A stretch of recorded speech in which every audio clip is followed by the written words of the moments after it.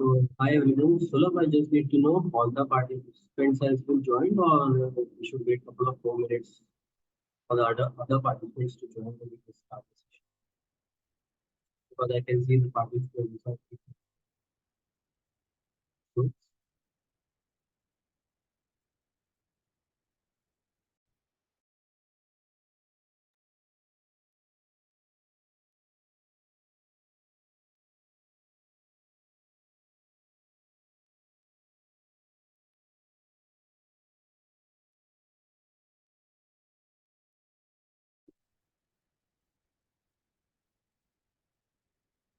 13, can you hear me loud and clear? Can anyone confirm me, please? Yeah, yeah, Yes, I can yes, hear you. yes. Okay. Then let's wait a couple of more minutes and let's see. I can see a couple of more participants are joined. So let's wait a couple of more minutes and then we will start. Yeah, yeah, normally Sure, Solo sure. waits for 5 minutes and then starts it.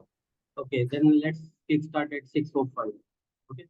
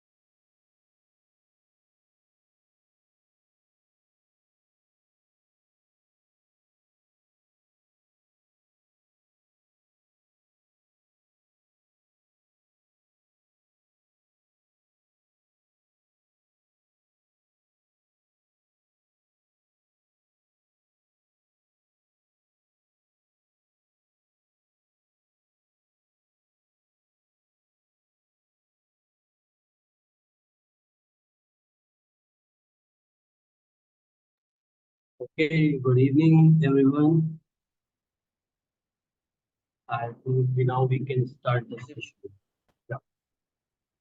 So, very good evening to all of you, and thanks for joining this session. And I believe that first of all, rather than good evening, I must say that you should be a good morning type so that you will be very much focused during this session. And we are came here to learn something very good topic, and everyone is very enthusiastic to learn all the topics what I want to teach you today. So, guys, I believe that everyone will be very enthusiastic and will learn much and much whatever I can help you to out, learn about this topic that is cloud, which is AWS. Okay. So I believe everyone is so energetic, and I believe that today is Saturday evening. Many of the people have canceled your parties and come around to learn something new. So I want everyone to just give me a big yes on the chat that everyone is very enthusiastic and very keen to learn something new. Because I want this session to be very interactive. So give me a big yes, everyone. Come on. Yes, I can see Vishesh is more enthusiastic. Yeah. Hello. I'm not Uh, clear. Kunal, Yes. hello. Sir, your voice is very slow. Yeah, your voice is not audible or it's slow. Tell it slow. It's not clear. It's a buffering, sir. Yeah, Okay. Now, is it much better? Yes, sir, better. you Okay. can ask it. Great, guys. So I can see many of the yeses are there, and everyone is so eager to learn something new. Great enough. Thank you, guys. Thank you for joining the show. Okay. So first of all, I would like to start giving a brief introduction about myself. So my name is Kunal Khanna, and I'm here to give you a basic. In today's class, I'm going to give you the basic information about the cloud computing AWS, and I have a total 14 plus years of experience in IT infrastructure, and I have more than 5 to 6 years of plus of experience in AWS and other resources like AWS and Azure. And I have done my AWS certified. I'm AWS certified as well. Okay. And I'm also the CCNA certified. Even I have done my training from for this cloud computing and DevOps from the IIT madrasas. So I believe I'll make this session more interactive and more energetic so that you will keep all you guys keep on learning and get more information. So guys, before I start, if you have any doubt anywhere, you can put it on a chat. So whatever, I'll move on one slides for the topics. So once the topic has been completed, you can either unmute yourself and ask your question. So I'm open to answer your questions or queries if you have any. Okay. The audio is not still clear. Sorry.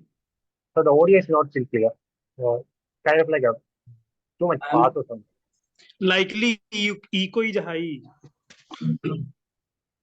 okay. Hello, now it is better. Now it is more better. Okay, fair enough. Now I am loud and clear. You can hear me out properly. Yes, sir. Okay, great. So, guys, first of all, before I start, I just need to understand. I'll just give you a brief that what we are going to cover right now. First of all, the agenda, then we will start the things. Okay. So this is the agenda what I have prepared for you guys for today's agenda that what we are going to learn today. Okay. So basic introduction about the cloud computing, what is AWS suits, characteristics of AWS, advantages over on-prem, types of AWS certification, models and deployment, virtualization in AWS, AWS global infrastructure, overview of AWS compute services, storage services, database services, networking, and somewhere I will show you the and AWS portal as well. So you will be very familiar that how it looks. See, everything cannot be a theoretical. Theory is also important, but you should also have some practical knowledge because at the end of the day, you should have those industrial practice that when you do any industrial practice, you should have the hands-on properly. Okay, guys, so let's start. So first of all, if anyone from you knows about what is cloud computing, if anyone knows about something, Just do let me know. Anyone?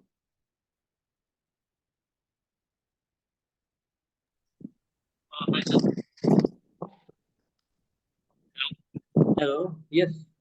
It's your. I am getting a very background noise from your background. Hello. No, it's fine. Yeah. Now it's loud and clear. Yeah. Yeah, the cloud computing. I think that we, as you know, that SaaS, PaaS, and means software, and those are the cloud computing. Means we are not, we don't have any hard disks. We don't have any hard disks. We are using the clouds to store the data, like Google Clouds, Amazon Clouds. Those are the. Okay. So you have some basic upper level of this, like what is IAS, what is PAS, what is that? Okay. But what I was asking was what is cloud? So basically, if you see, let me give you one example. Okay. So what happened earlier? What we have when we need to buy something, what we will go? We will go to the nearby store and buy from that particular store a small pulses or any soap or something. We buy it from there. We have to go over there and those details from get those stuff from there. Correct. Now, what is happening every time we need to go there, we need to buy that particular complete product. So sometimes what happens if you need to buy only 100 grams of something, but what is happening that particular store is only have 1 kg. So you do not have any option that we need to buy that complete 1 kg, which is not useful for me. Okay, so in a similar way, this cloud computing, the cloud which we are here, is that manner only. We do not require that particular complete resources, and we need all a small resources, then we can opt it for. Like if we come into the part of this IT infrastructure. Now, what is this? Now, if I want that, okay, I want a laptop. Okay, I need to do some coding. I need a laptop. For my requirement is like I need only 8 GB RAM. I need only 2 TB of hard drive. I need particular i7 processor. So I buy a laptop. Now what happened? I have a small sibling with me. Now he is also trying to push my parents that okay, even I want a laptop because I need to do some other stuff. I need to play games onto it. Now my parents need to buy unnecessary another laptop for. So now for this particular that expenses, what we are trying to push again and again, we are going to cover up that okay, the cloud computing help us to remove those parts. So basically, what we can do is like we can do the transformation. This is basically a transformation. Cloud computing is basically the transformation of your storage, of your data, of your resources in a cost-effective way from your on IT premises. Okay. So now you will ask me that what is cloud computing then? So basically, the cloud computing is a basically sharing of the resources from remote resources via uh, via on-pay you go model. Via on-pay go model.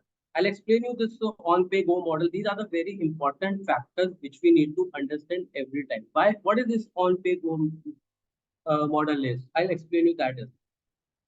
So what I am saying is the other example, what you can say is what is cloud computing like? Cloud computing is the on-demand delivery of the compute, databases, application, IT resources, anything through a cloud services platform. We can interact with a as pay you go pricing model. So now what is happening? Like if you see that we have a cloud means it is at the one end and you can use that service from anywhere. Now that is the beauty of the cloud. So what you can see if you see for the real-time example that we have a cloud. The cloud, what does cloud do? It gives you the rain, correct? So it will give not a rain to your home or to any one single person. When it is raining, it is giving you a rain to the many other people also and many other places also. Okay, so this is what we are is going to be there. The two important definition what I've given you is about the internet and the pay as you go model. Okay, so now what for example, if let's say one more example we will take. Okay, like I want to establish a new company. Okay, so if I need to establish a new company, so what for that particular company I need what I need basically. I need servers. I need a couple of servers, 4, 5, 6 servers for a small company, what I'm talking about. Okay, I need a router, I need the switch, I need the firewall, I sorry, I need one data center in which I will place all these servers, all these routers, switches, firewalls. I need the AC to cool them because if there is heat, then my server will be down. I need internet connectivity. These are all the capex. So what is this capex? Capex is basically your capital expenditure. So before starting my company, I need this particular expenditure to start my business. And then after that, to run that particular show, I need to hire some employees also. I need to pay the electricity bill. I need to keep the maintenance also. Correct. So now to do that, I need to spend a lot of money. In crores, I need to spend to establish this particular data center or these resources to start my business. Now, here comes the magic, the cloud. Here, what is happening? We have the big partners like AWS, Azure, GCP, Alibaba, many other players are there. What they have done is they said, boss, you don't have to do anything. What you need to do is, I'll do everything in with respect by myself. You just need to opt the services from my end.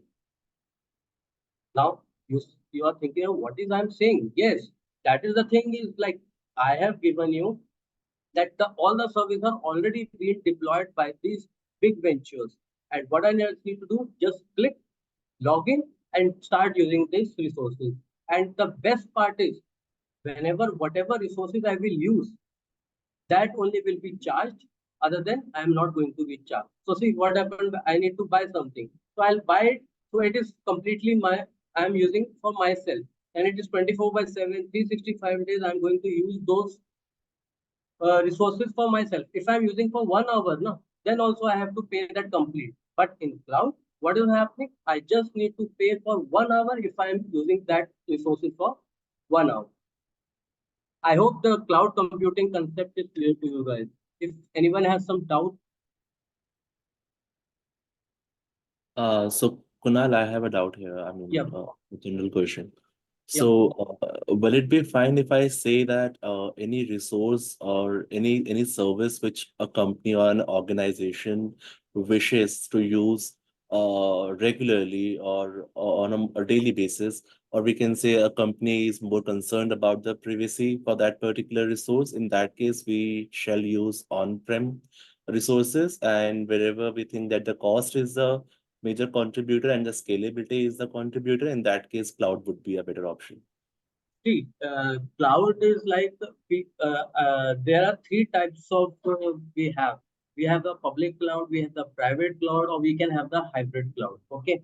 So Right. the first point you said is security. See, they are the big ventures. They give the availability reliability about 99.11 of the reliability and availability of this with the security, because they know if they misuse our data, if the security is not proper, then their business will be shut down. And even what they say that, okay, I am giving you my infrastructure, but the security you need to maintain by yourself also. Like in the future slide, I will show you that also, that I have my like one server I have created into my AWS. Now that AWS should be open to the internet or it should not be open to the internet. It is the configuration that I need to do it. So AWS has different culture. Either you want to own it or either you want AWS to own it. That is also possible. And yes, the cost is also there because that's what I told you. I am using the server for 1 hour. Okay, so let's Right. take one. Let's give you one more example. Like we are going to have this Myntra sale is going to be coming on 31st May. Okay, now during the big billion sale or this Myntra sale, the users will come into the large numbers, like in crores, the people will come in and to buy something. Correct. Now, for these 3, 4 days, they have the users around in crores to buy the product. But after these 3 days, will we having all these numbers? Most probably it will drastically goes down to 10,000, 50,000, something like that. Right. Correct. So what will happen? If I am in on-prem, I have to take care about these 2 crores, 5 crores people who will come into my portfolio to buy. If I do not fulfill the user, then what will happen? The user will start saying, oh, this particular website is not good. I'm not going to buy from them. So during that 3 days, I need to scale up my resources. And that resources, if I need to buy immediately, that is very tough and very expensive. So in cloud, what I can do is I can scale up, scale down immediately as per my user's reference and my previous, you can say the tallies and all that. Okay, these are the things what I've discussed. Okay, in this billion sale, there's a strategy what we call upon that. Okay, in this billion sale, I think that okay, 10 crore people will be joining. So I'll prepare the if I can not 10, if 12 is there, so I'll prepare the instances or my resources in that way. I hope I have cleared your query. Yeah, thanks. Okay. Okay. So now that's what I'm calling about. So sorry, first of all, I just need to understand if anyone has another question. Okay. I feel everyone is good. Yeah. So now this is what I have created, like a suit what I have created. Now I have my this on-prem structure what I have created. Okay, now what happened? I need a servers, number of servers to be there in my particular infrastructure. This is I'm talking about the on-prem. Okay, that okay, these are the servers I must be required during my starting any company. These are the servers I will require. I need the client to use the laptops, workspaces.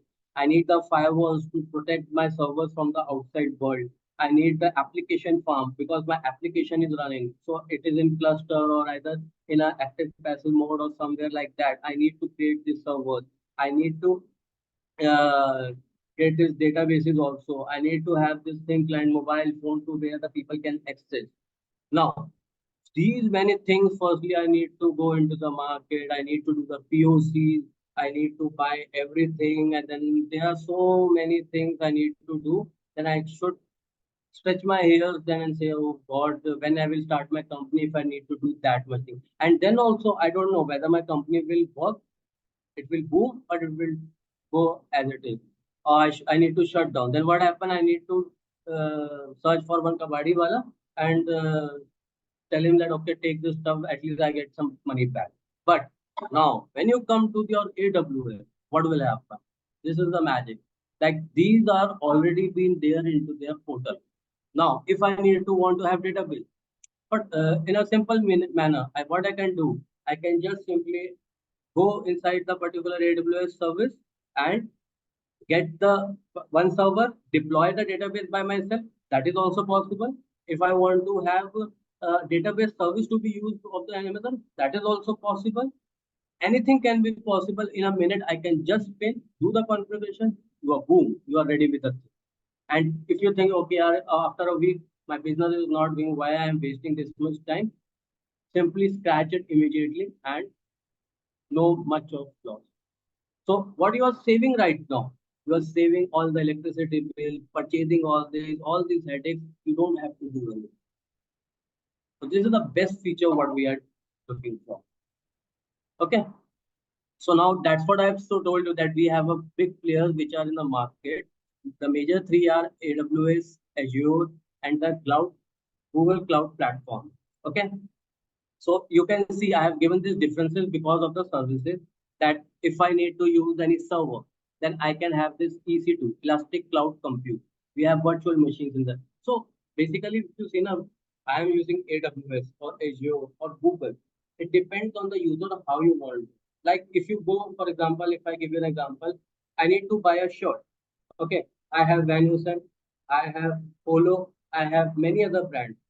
So which one suits you? Which one you feel good? Which one you want to hire? That service you will hire. It all depends on the cloud. Okay, this is the best service provider I should use to get me the service run. Might be possible that this service is much better. Like for example, if I take Kubernetes. Okay, this is a container. So containers is already is been established by Azure. Okay, Microsoft, but it has been also been done by the AWS. Okay, so people feel okay while using Kubernetes or any Dockers in anywhere. So I feel the Azure is much better and simpler way. But if I want to use AWS, that is also possible. But that is the tricky. But that is also possible. That's why if you say AWS, I need to use the instances. The instances are much better in AWS. I can have much more. We have Mac, we have Linux, we have another version. Azure is also have, but it's all depends on our requirement and where we want to use. Okay. Now that's the where the Oh, so just a quick yeah. question before you move. So regarding the AWS and Azure, like Yeah. most of the jobs that I've seen, I see that Azure is the one that is like mostly asked, like if you have that knowledge, if you have those certifications from Azure as Yeah. compared to AWS. So don't you reckon that Azure is better than AWS? Or I mean, in that way, we should be going for Azure rather than AWS? No, so this is like a perception because if you meet a group of people, they say Azure is the best. Some group of people you meet, they say AWS is much better. Some small group you say they say Alibaba is also very good. All of them are good, but the Azure maximum people says because when you go into the enterprises, no, so you should have the Active Directory. So we have a good trust with the Active Directory with the Microsoft from past so many years. So what happened if I use the Active Directory from directly from Microsoft and use that particular service from Azure only, then automatically what will happen? My ingress and the egress cost will not be there. Then what will happen? I'll take the Azure Active Directory from Azure and put my servers onto my AWS. Then what will happen? Whenever so there is a very big concept for these big partners. Whenever you send any data to them, na, that is always free. They said you come to me, I am always free. When you want to send something outside, na, they will charge you. They will charge you for the single penny also. But that is also not that why they are charging them. It is very expensive. No, they are limited charges. They have some different cases where they can leverage us also that okay, this will not be the that cost, that will be the saving of a cost. Overall cost you will see na, that will help us. So that's what I'm saying. See, AWS has been launched in 2006 and it has been running at around 2016. What they started is like full-fledged, they have started and spreading widely. So I must say AWS has many much more services and many much more different services rather than Azure and GCP. And they are also keep on coping with these different their competitors and start learning on it. Okay. So I cannot say that AWS is best or Azure is best or Google platform is not best. So all of the three are best, but it depends the service what you're using and what is the cost they are going to deploy for that particular part. So I'll give you the enterprise of example. So what happened? Like I was working for one of the projects, and they asked me, okay, you just provide me the solution for this particular application need to be running. Uh, okay, so they want to have the monitoring. So I said, okay. So Manika, we have multiple platforms we were using. We were having AWS, we were having Azure. So I told them, okay, in AWS, I can have my particular, what we can say, a monitoring tool, what we can monitor. They themselves have their AWS tool that we can monitor. And for Azure also, we can do it. Like, but why we are using? Because they are charging me. So then I said, we have an open source also, that is Zabbing, Prometheus, and all. Because these are also very good. I can use the Grafana. So I am can spin one server inside that particular uh, service provider and I can run that monitoring part. I need to do the monitoring now, and that is the best I can do. So people ask you because of the basically maximum as per the industry. No, they said because AD we have because maximum teams you say we are using Teams to connect with each of the people. So these are the features with Microsoft bundle already have. So let's have these things also get embedded. Okay. So compatibility would be better, I mean, obviously with Active Directory for Azure, right? Yes. Correct. Yeah. But AWS also have their own Active Directory. They can also work. But you Yes, say, I said, na, we have so many years of trust that Active Directory, the failover clusters, what they provide is very good. Correct? So it works in the same way like we have SIM tool for Microsoft Sentinel. It works, in sync with Azure Cloud. However, Splunk also supports Azure. So it's Correct. like compatibility is better with Microsoft, but others also work with it. Correct. Exactly. Okay. Yeah, sure. Thank you. Shall we move to next slide? Okay, so now we have come to the AWS characteristics. What I have already uh, discussed with you, and these are the only things that comprehensive cloud solution, flexible and scalable, global reach and reliability. Now, this comprehensive solution, what I have already told you that we have compute, storage, networking, everything. I have already shown you that okay, these are all the services are there with the AWS. You don't have to search into the market. Just be here, get the service inside, and you can start your business. Now, flexible and scalability. That's what I given you the example that 3 days big billion. It's very flexible. I need 100 servers on that 3 days. Okay, spin it immediately. In 10 minutes, I can spin. Even I can have an automation for that. That if the particular threshold reach to 80%, automatically scale 2 servers. It will scale up. If the my particular percentage reach to the 30%, automatically delete 1 server. I'm saving my time. I'm saving my resources. I'm saving everything, and I'm working in a hand to hand with my customers. Because see, at the end of the day, the customer should be happy that okay, I'm getting what I am want, and this is the best way. Otherwise, what will happen? You being a manager, what you will think? Okay, so if the big billions are coming, start pushing all those 100 servers onto the rack. How much time you will require? How much days you will require? How much cabling you need to do? How much rack space you need to have? How much area you need to have to uh, get those infrastructure to be get ready onto those areas. So that is where these cloud compute is important to us, and that's what we are learning it. That's where the industry is going. That's why we have this boom. That's why you all are here to learn this thing.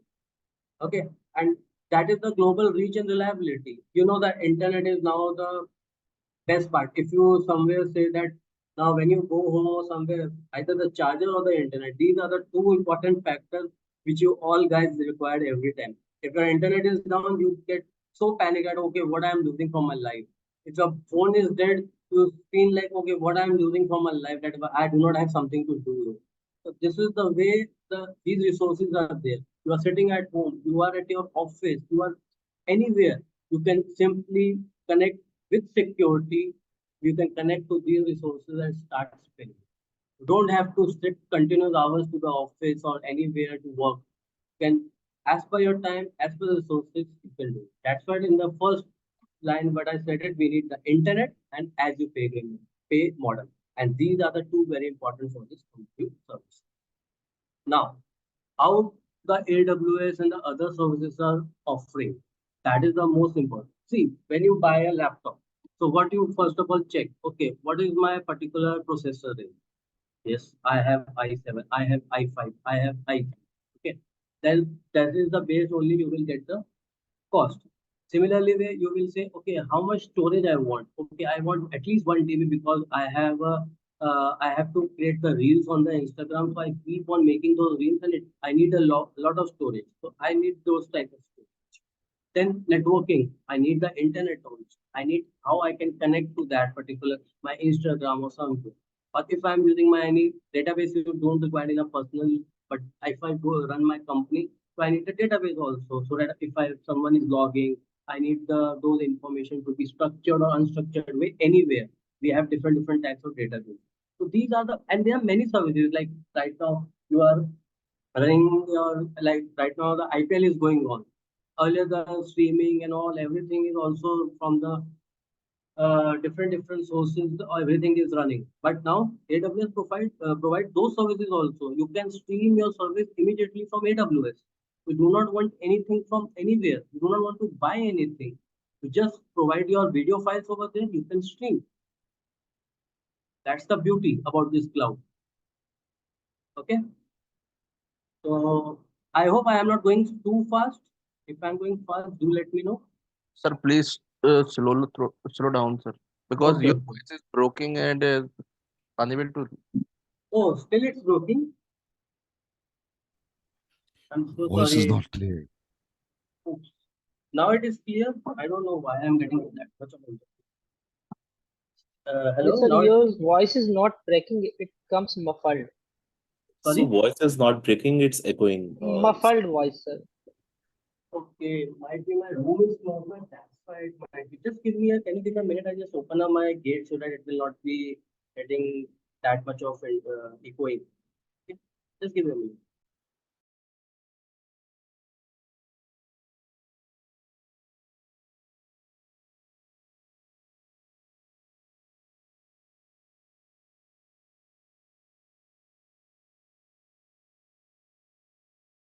Hello. Hello. Now it's okay. This Better. is a little better. Yeah. Actually, I feel I'm in a closed room. That might be possible that it is echoing. So I've opened my gate so that it will not be. Okay. Thanks for the feedback. Okay. Now let's move. So we have already covered about the advantages, and we have discussed also that the scalability. Okay, yes, we can scale out, we can scale in, cost saving, that we can cost save our, because we do not have to pay that much of particular amount to buy my particular space and the racks and the servers to get it involved, and get the flexibility also wherever, whenever I want, I can create it. Now, if most important is the certification. See, if you are learning something, you should be emphasizing that okay, everywhere in the market, I have done my tell. I believe that there are many people who have. How many people are like freshers, or how many people are like experienced? I can see.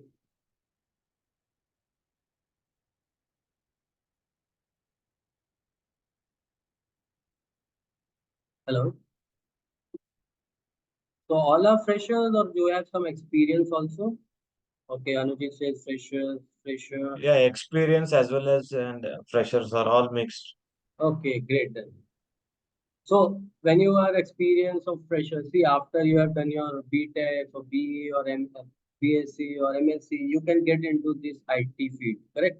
And you need this certification because when you go into the industry, sometimes people ask, many of the people ask, okay, I need this, have you done any certification? Because that will test you. Okay, what are the things you can do? So these are the basic exams which we AWS provide. First exam is like a certified cloud practitioner. That is a very basic and easiest exam what I can say. That is a very easy program which you can learn, and after that you can practice. So now what happens is you can give this exam, or either you can give this solution architect exam directly. You don't have to give this practitioner or solution architect. Before getting the solution architect, you don't have to give practitioner. If you want and if you need to do, you can do this practitioner, and otherwise you can go for the solution architect. But after the solution architect, you can go with either in this we have two options. We have a your what we can say associate and the professional. Okay, so either you do the associate and then you can do professional, and then you can choose any of the particular course where domain you want. You want to be a developer, so you can do the DevOps, this certified developer one. And if you want to have a system operation administrator, then you can do this. Okay, these are the advanced courses certification afterward. But for the starting, we should have either you can go for the solution architect, or either you can go for the cloud practitioner. Let me show you.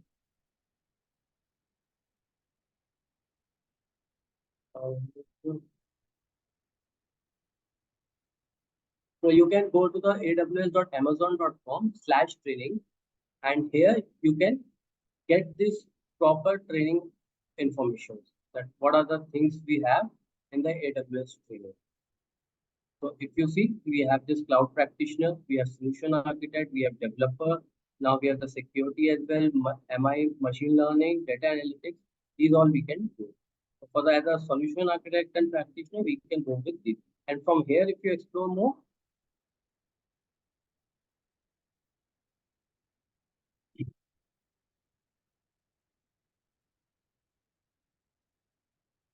so you can see that, okay, in the solution architect, what we are going to learn. Okay, these are the courses what they have given to us. Okay. Okay. Now, in the starting of the course, uh, one of the persons says that we have that cloud computing, IaaS, PaaS, and SaaS. Now, what are these models and deployments? How we can do? What is these terminologies? What we are using? Let me know that because networking, I believe everyone knows about it. So let me open one of the. Let me open the diagram. Okay. Now, I know that many of you know the OSI model and that method. Okay, in a similar manner, for this, we have this model for the AWS, or you can say cloud. So the first one which we came is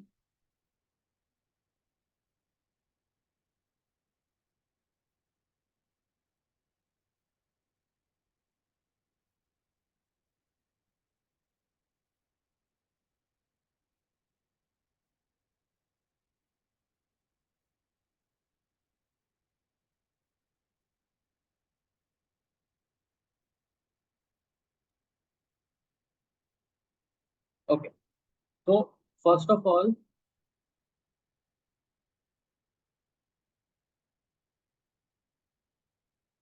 we have a network. Okay. Then we have storage. Okay. Then we have server. Okay. Then we have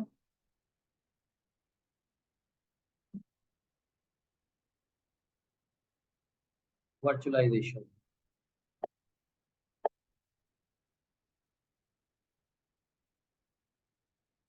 Then we have, I'll explain you each and everything. OS model. Then we have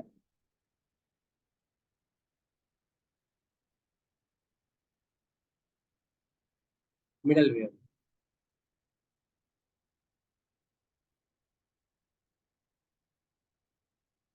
Then we have runtime.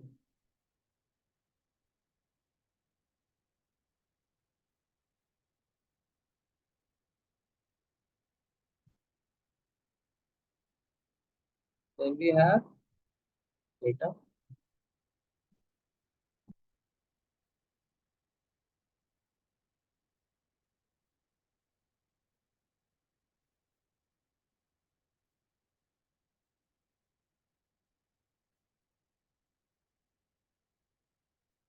And then we have last and final application. Okay. Now, what is happening? Now you can see that I have this layer where for which we use the model in the service in the cloud. We have network, we have storage, we have server, we have virtualization. I'll explain you what is virtualization. Okay. We have OS, we have middleware, we have runtime, we have database. Now, if we are hiring between these OS layer to network layer, then we are at the IaaS, that is infrastructure as a service. Now, what is that mean? Now, what I've told you earlier, that okay, I don't want to buy any infrastructure to start my business. What I am reliable on? I am reliable on AWS. Okay, I asked AWS, okay, you have your network, you buy everything by yourself. I'll deploy my configuration, everything by myself. Okay, so what is happening over here is like they have their own network, they have their storage, they have their servers, and even the virtualization. Just virtualization, remember this word, I'll explain you virtualization completely properly in the next couple of slides. Okay, and OS also they will provide. Otherwise, what will happen? I need to buy the ISO, I need to have the license, and then all these stuff I need to do. That is also will be. So infrastructure as a service, I am using AWS infrastructure, using their infrastructure, and I deploy my rest of the things. I will use my API runtime or data application inside that, and I'll run my show. Okay. So if I'm using IaaS, it means infrastructure as a service. So here what I show you that IaaS provides user with access to the fundamental computing resources such as processing power, storage, networking. This model allows business to rent IT infrastructure. That is what I'm doing. From AWS, I'm asking, give me that particular network, give me that infrastructure, give me that server. I'll run my application by my own. I'm maintaining their own data center, they will take care of it and it will help you. So you have these things you can easily manage. Now, if I come to in a part where I need to have this runtime, middleware, OS, virtualization, servers, network, everything.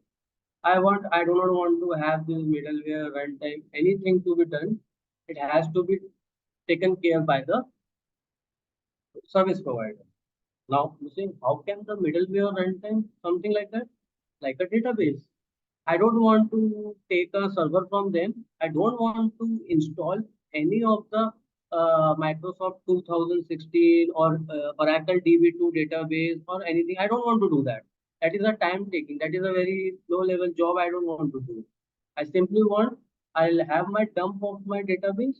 What I'll do is I'll take the backup of my database. I'll push it to them and it will start have my databases running.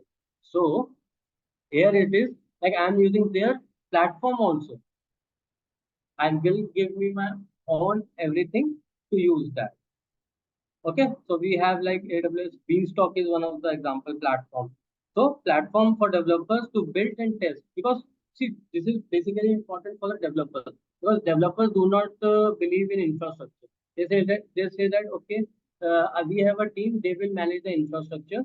What I'll do is I'll just deploy my code into it. Okay, so what they want is I simply go over there, I'll select because developers also want my code requires this much of info. What they need to do is just select, okay, I want 4 GB RAM, I want this, I want CPU, I want this much of GPU, that's it. And I'll deploy which of the code you want to deploy because while deploying code, like if you need to deploy the code in a Python, so what you want? You want that Python services to be installed, that Python application to be there, the Python services should be running, and all the dependencies also. Correct? So that what will happen? They will say, okay, I need to deploy the my background code is Python. I just simply do what I select the server. I say that my code is going to be have a Python. So automatically they will do everything for you. You just simply push your code onto it and you start doing. Okay. Now, when I come to SaaS, no, I don't want to do anything. Yeah, I am very lazy. I don't want to do anything.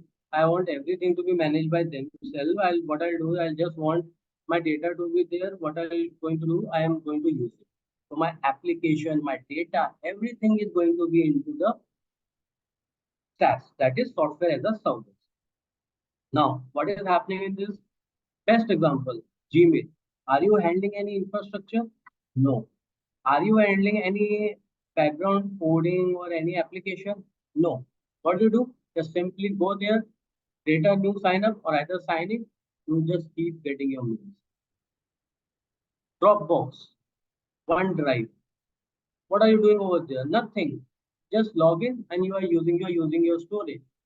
But your data, for example, you went to Manali, you have 100 of photos. What do you say? Okay, if I keep my photos into the laptop, it will sometime it may get crashed. So what I'll do is I'll keep these photos into my Google Drive. But if you're keeping that photos in your laptop, you need to maintain and take care of your hard drive. Whether my hard drive is healthy, if there is something issue, I need to repair it.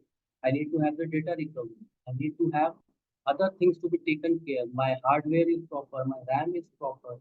Everything should be proper. But in this SaaS platform, what I'm doing, I just simply push and put it into my Google. That's it. I have a limitation that okay, 25 GB I'm getting free. After that, I will charge for 25 GB. I'm relaxed. I know my particular data will not get lost because Google is taking care of it. Google is taking care of your infrastructure. Google is taking care of your platform, and Google is taking care of the application also that it will not crash. It's just only you need to just type in google.com, you will get. type OneDrive.com, you will get that as simple. So this is basically the model and the deployment which is being come under. So for the AWS, we say that EC2 is the infrastructure as a service. He is providing you the server. Simple. He will provide you as a server and tell you do whatever you want to do that into that server. It's not my responsibility. My responsibility is that I am providing you the server. I'm not responsible for the application running inside that. So in IES, he is responsible for the server that it should be in a proper healthy and it will not get as there is no issue onto the server. But inside that, if there is any application is running, then AWS is not responsible. Then you are responsible. Similarly, we in the platform as a service, that the middleware, the runtime, what he is doing, that for the Python services are running. If Python is there, that today I have installed the particular server, okay, using the PaaS. What happen automatically? It runs the Python services and the application what is being required. He has done automatically. Now after 6 months, we get a vulnerability, or you can say a big update out, big update, like the way you get on your phone. What will happen? You need to take care, but in the platform as a service, they will take care. And okay, I will do the upgradation of that particular service. You take care of your phone. So developers are also happy. Okay, I don't have to take that much of tension. I just simply relax and focus on my phone rather than the infrastructure. And service as a service, I don't have to do anything. I just take care. Okay, my space is getting low. That I need to take care. Either I should buy or be. Otherwise, the services, everything is being taken care by the provider. Okay. So, any question regarding this model and deployment? Anyone? Yes, in these three models, which one is, more efficient, like we can deploy? So it depends I mean- on your. It depends on your requirement. See, that's what I said. I am not comfortable with AWS to take care of my infrastructure. I don't want to install my Python service onto it. I want to install it. So I'll take a server from them. I'll manage my server like a database. I don't want them to install. Like I'll give you an example for the like in an industrial matter. I have some of my database colleagues who were like, "Shall I install a database for you?" So I said, no, do not install any database. I'll install database by myself because I know which features I want and which features I don't want. So I will install by myself. You just help me to provide the database backup. Then I will push to the backup once my application is installed. Okay, so they will Okay. not prefer that. Okay, got you, Kunal. But and the thing is, like, I'm asking, like, if we take a software as a service, it will be a more costlier than the other two models, right? Like, we which will be the if like in that sense, I'm asking, which will be the cost efficient or costly, which will be the See, costliest to take us as a service. okay, so see, if you want relaxed life, then you have to pay. Frankly speaking, see, if you want to like very hot right now today, okay, so I can stay in fan because the fan cost me rupees 2000, 10,000 rupees. But I want the things to be a very fashionable one. I want AC that will cost to 30 to 40,000. The more you things you, the more the features you will ask, that will be the cost. And it depends upon your data. See, everything depends upon your data, how you want that. The main SaaS platform, basically the people use like Gmail, Dropbox. These are the storage of the data you are using. Example, what I told you about the Dropbox. OneDrive. Like they give you 25 GB free. Okay, they can provide 25. But after you extend it from 25 to 25.5, they will start charging you for 0.5. And Okay. the way you keep on increasing the size, the way you are keep on charging, and that is the benefit also. See, for example, if you say that okay, I went to Manali, I have 1,000 photos, and it is costing me around something around 1,000 photos about 50 GB. Okay, I went to the market. What I do is I'll bought a pen drive of 1 TB pen drive, but I do not require. I require only 50 GB. Why should I buy 1 TB? So here what I'm doing is going to pay for the 50 GB only. Yes, 950 GB data is free. I'm not going anywhere. I don't want any space.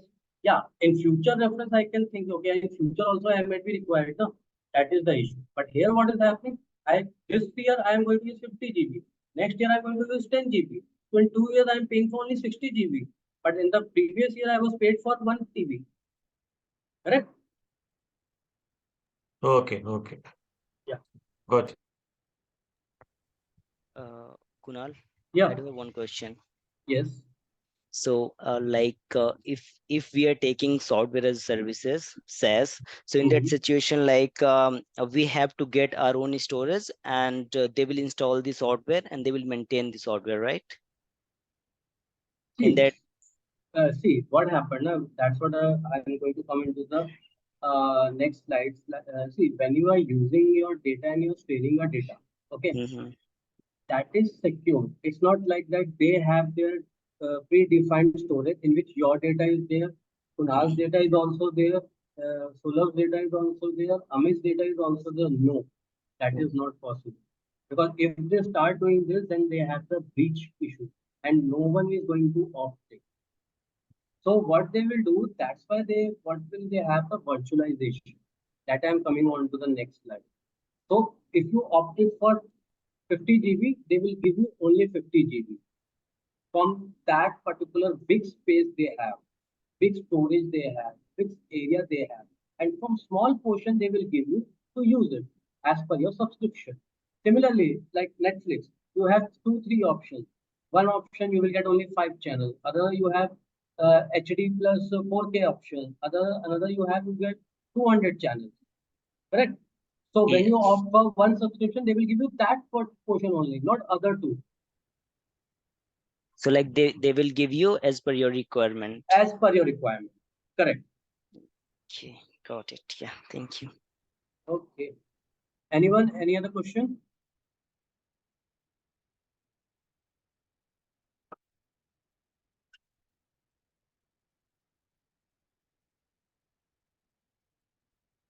Okay, no question. So I'll give you a small deployment also. There is a small thing which we need to understand. Now, you say that, okay, many security questions are coming because I believe you guys are very much security people, and even I love that because I want my things to be secure. Because when I go out of my house, I always make sure my doors are closed. Everything is closed so that nothing is being lost. And data is also something like that. That is precious to us. Okay. So we have the deployment models also. There are 3 models. One is public cloud, second is private cloud, and third is hybrid cloud. Now, in the public cloud, like we have AWS, Azure, GCP, these are the public cloud. And how we are accessing? We are accessing it with the internet and using the pay-as-you-go model. Now, this is public cloud in which what is happening? They have implemented the big data centers, many other things they have deployed, and they ask you, okay, to the internet, access that particular infrastructure, okay, then use those services and whatever you want to do in a manner as a free service or the paid service, you do in that particular. That is a public cloud. But they will provide you the security to handshake. I will provide you the security in such a manner that those data will be there for in infrastructure and it will not be lost or somewhere. But those configurations, those security, how much security layer you want to put into it, that need to be done by you. Okay, but what I mean for the deployment is that is there in the public. Now I say that okay, I am at a PMO office. Okay, I am at a Prime Minister office, and those data are very critical. I cannot do anything. But PMO office is like at a center in Delhi. But those PMO data need to be accessed from Delhi, from Karnataka, from Bengaluru, from Mumbai, everywhere. What should I do? Yeah, that is the best way. What I can do is like I can have my own data center. Okay, in data center, I'll push all the things. What I'll do is I will be the owner of that particular data center. I'll push up some lease lines, some MPLS, some connectivity, which has been talking to one. I have the restrictions that no incoming traffic will be anything. No one from the unknown IP will get entered into. I will take care of that particular thing. I have created the cloud. I have created the server. Means like I am in a Delhi, PM is in a Delhi. I created out 100 of plus 200 plus servers in that particular data center. And in that data center, I have storage, I have servers, I have switches, I have routers, I have links. And what happened in Mumbai? Okay, in Mumbai, what happened? I need to check something. What I do, I have a link connectivity. They don't want those servers or something to be used. What they can do, they have their own laptop. I'll give you the security. I'll give a MFA. I'll give a token, or I'll give some proxies to them to access this. So what they will do, they will directly connect to my internal private cloud, and they will access that. Okay.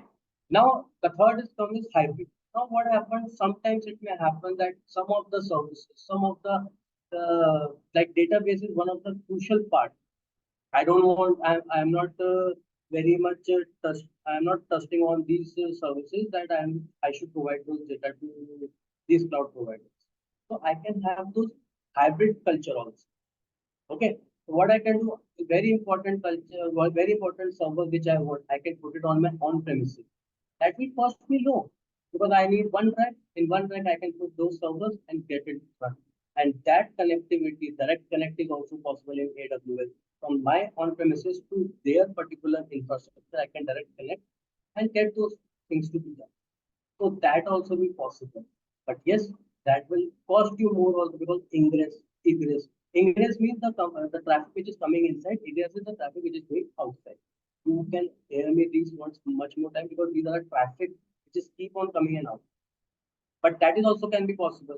If you are going with the internet, that will cost you more. Or you can do it, okay, I have a very much traffic. What I can do, I can give a direct connect, one-to-one direct connect, and what will happen? I have a monthly fixed charges. In that, I will use that much. How much I want to, I can use.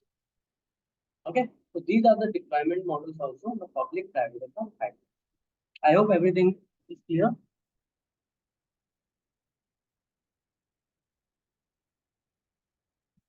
Okay, now this is a very interesting topic, which is virtualization. Now, just give me a minute, I'll take a second.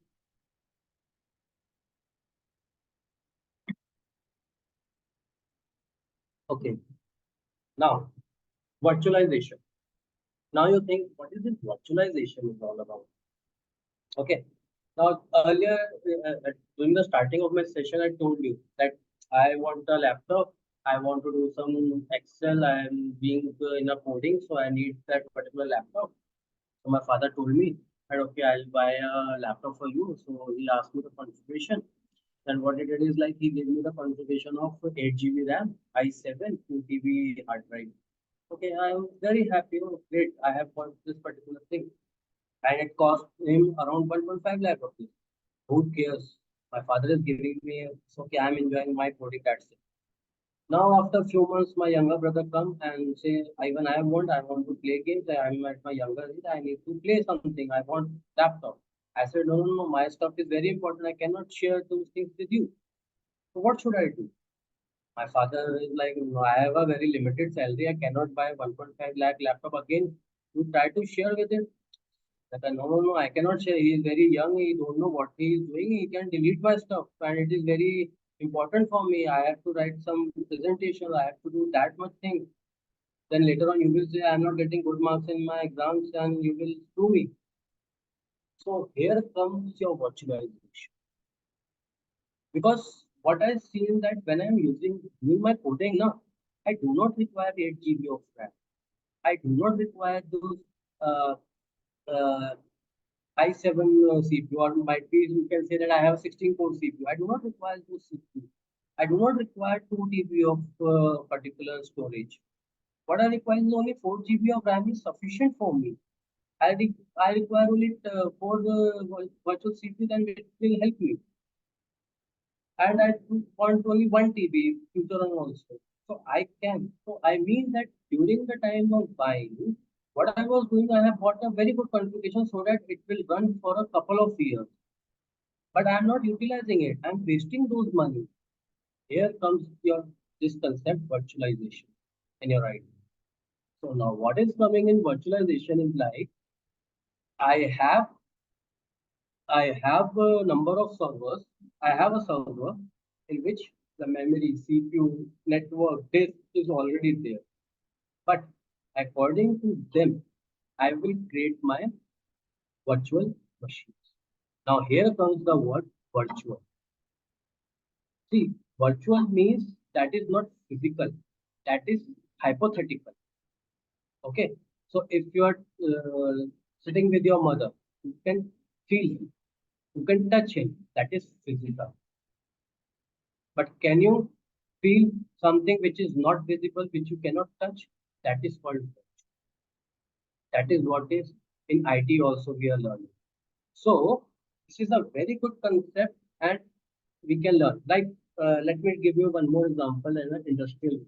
I told you in the starting that okay, I need a one big space uh, and I need to start my company. So I bought one big acre space and I deployed racks in which I installed it around 100 servers for that particular thing, and which includes the storage, the switches, the routers, the links, and all everything is there.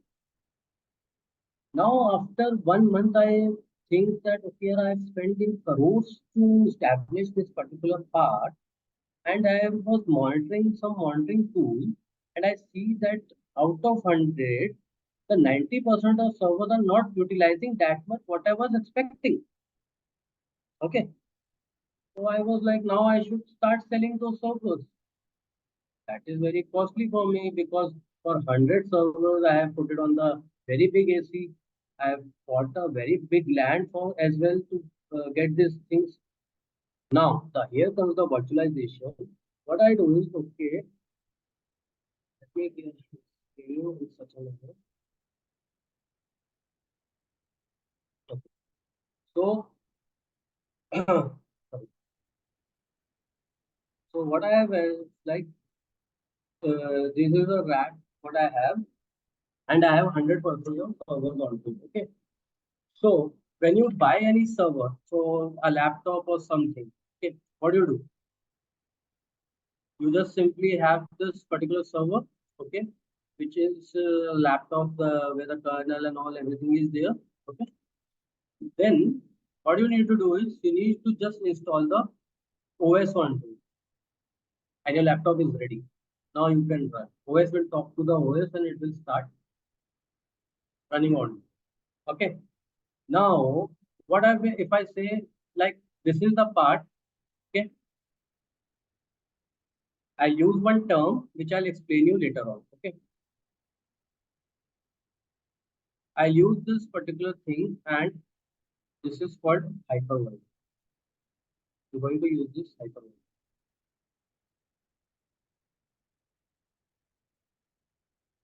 Okay. And then I'll use the different VMs. I'll take it as a two. This is VM. VM means virtual machine. Now, what I have done is earlier, whatever I was having the complete server in which there is a host, and I put it on the particular or host you can say, or you can say the hardware. Best way you can say hardware. Okay, we have the hardware, and in hardware we just install the OS, anything, Windows, Linux, Mac, iOS, anything. I've installed and start using. So here I was having 2 GB, sorry, 2 TB of particular storage, okay, 32 core of CPU, and 8 GB of RAM. And I'm only utilizing just half of it, not half of it, less than half of it. I'm wasting it. Now, what I can do? The best way is like I have my this host, the hardware becomes the host. Over that particular thing, I push one hypervisor. This is the main brain who will help us to create, to use these resources and convert these resources to the one single virtual machine. Now, what will happen? I give this virtual machine 10 core of CPU, 4 GB of RAM, and 1 TB of hard drive. And here also I can give that. Now, my brother is also happy and I'm also happy, and they are not interlinked to each other. They cannot talk to each other until unless I will ask. They have a separate everything. Their storage is separate. Their CPU is separate, and they will start working, and that's simultaneously they can access. The best part is now within that 1.5 lakhs, I'm using both of them. My father is also happy, and he's happily happy on both of us also after giving this solution. Okay, yes. Now you have saved me 1.5 lakh. Now I ask him, you have saved 1.5 lakh. Now give me a bike. Now help me to get the bike. Now I cannot do the virtualization of the bike. Sorry. Okay. So do not get the virtualization of the bike. So only you can do for the IT infrastructure. Okay. So this is how it is happening that I have splitting. I have done the splitting of my resources. Okay. So anyone have any doubt regarding this? Hello? Yes, Kunal, I do have Yeah. one question for you. Yes. So, for suppose like we have a set of virtual machine, right? And we have on that virtual machine, we have installed some operating system like other operating system like Mhm. Linux or Mac OS, right? So, Mhm. will it use the cloud storage to store that particular operating system, or will it use the system storage that the particular system has? Okay. So you have mixed two questions actually. Okay. So there is one thing that is cloud, and right now I'm talking about just the concept of the virtualization. Okay. So let me take the first question that you want for the cloud. Okay. Yeah. So in the cloud, if in the AWS, you are using that one virtual machine, that is EC2 instance, what we are going to learn. Now I go to the AWS and I say that okay, for this particular coding, I need two virtual CPU, I need 4 GB RAM, I need 500 GB of hard disk. So I'll ask them, they have their portal. I'll show you that portal also, how it feels there. So I'll ask them, okay, this is a particular server. I'll pick them up. It will spin for me. For me, it will show me the single server, what I have opted. Okay. Yes. But for AWS, it's not like that. I ask them for the this particular server. They have start deploying onto the racks and giving me the server. No, they have already deployed this particular big server inside their data center. When I ask them, they will just give me a small portion out of it. They do the virtualization, they already have. So what is happening, like in AWS, they are using the Zen hypervisor. We have multiple hypervisors.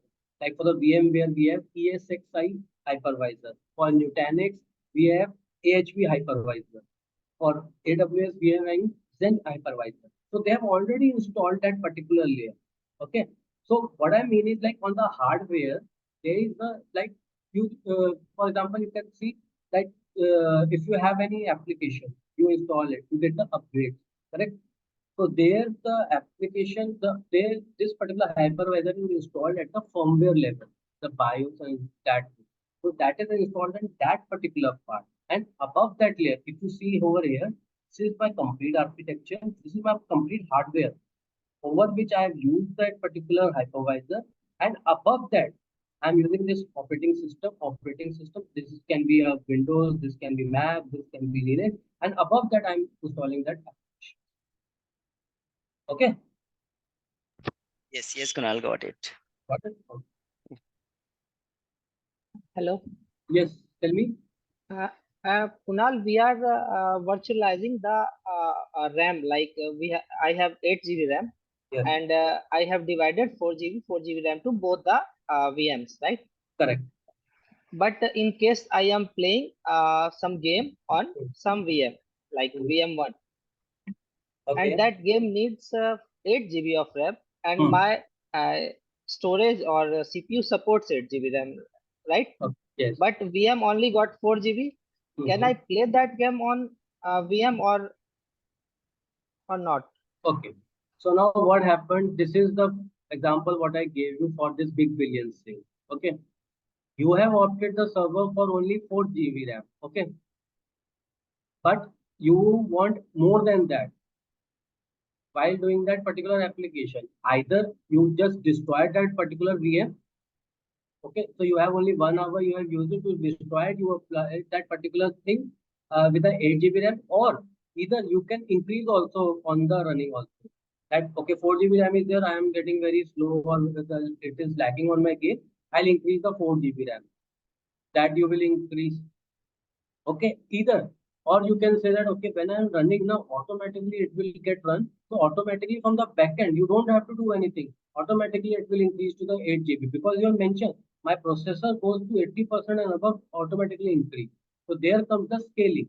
You can scale up and scale down, scale out or scale in. That way you can do, but that is also the limitation of the hardware. That right now I'm calling you about that. This is like, for example, if I show you, this is I have given you for the single server. Okay.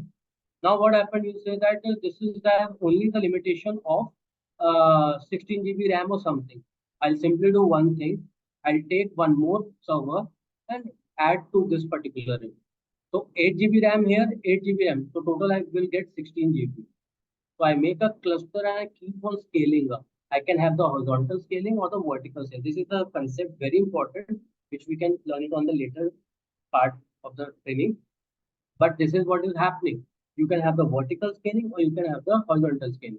Vertical scaling means if I need to just increase the RAM of my this particular VMs or something. So what I do, I just in this hardware I have 8 GB RAM.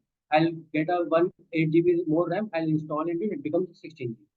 Horizontal this is horizontal and vertical sorry, that was the vertical one. Horizontal means like I'll add one more server, the similar way server into it and attach to it. So what will happen? The hypervisor will understand. Okay, earlier I was having 8 GB. Now I having this been added. It has become the 16 GB.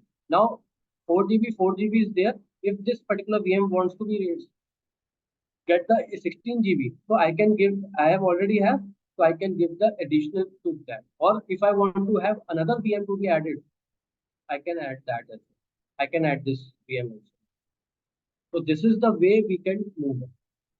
Okay. Hello. Kunal, I got it. You got my point? Hello, I missed you. Did you get your point or you have any No, other question? I got my point. Thanks. Yeah. Great. Anyone has another question? Someone unmute himself. Yeah, tell me. Any other question? Okay, might be by chance they have unmuted. Okay. Now, here comes the virtualization. Now you say me that okay, we have so many things in IT infrastructure. What are the things you are going to do the virtualization? So how you are going to do that virtualization? We have four types of virtualization: hardware virtualization, container-based virtualization, storage virtualization, and network virtualization. Now, if you come with a hardware virtualization, so we can say mainly the earlier the virtualization was came up and there was only two types of virtualization. That is called type 1 virtualization and the type 1 virtualization is also called as bare metal or the native hypervisor. You might have heard many of the friends or either you have also studied that okay, what is bare metal? What is this native hypervisor? Okay, so that's what I told you. Now, if you understand this concept, what I told you, we have the hardware. If above the hardware I put it just the OS, that is just a normal server. We cannot do the virtualization right now. This is for the example what I've told you earlier. Now, after coming that virtualization concept, what is happening? I have this hardware, I make this OS, and then above that I put the particular type 1 hypervisor. That's what I told you. For VMware, we are having the hypervisor name ESXi. Okay. For Nutanix, that is using AHV. Then for AWS, we are using Zen for the cities. Okay. Now, this is the enterprise solution what we follow always. This is the application that whenever this VM wants this resource, what will do is this particular VM will go to this source using this hypervisor and get this resource from this particular hardware and get it used. Okay. Now, if I come to in such a manner,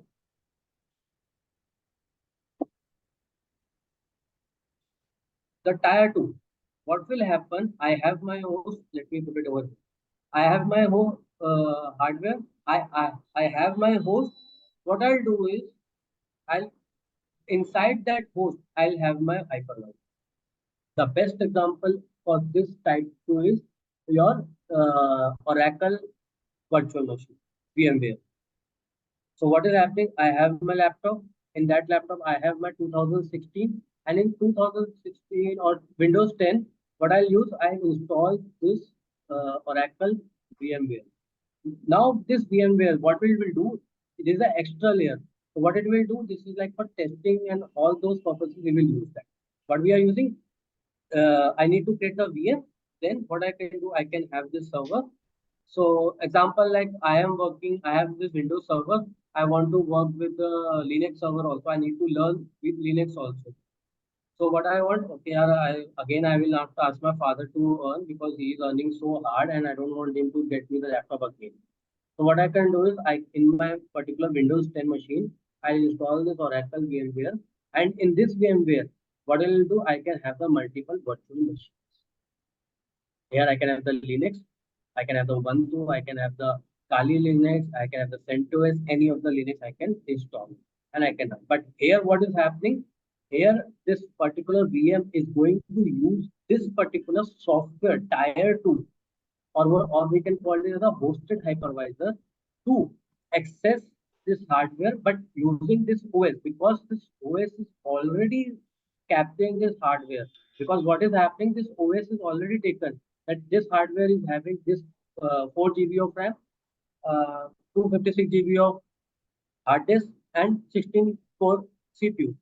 So this OS is already having. So what will we do? We do use the software. So the performance will not be that much good. But yes, for the practice, earlier days we used to practice virtual machines like this. So this is the type 2, or you can say the hosted hypervisor. Okay. Similar way, we can have the storage.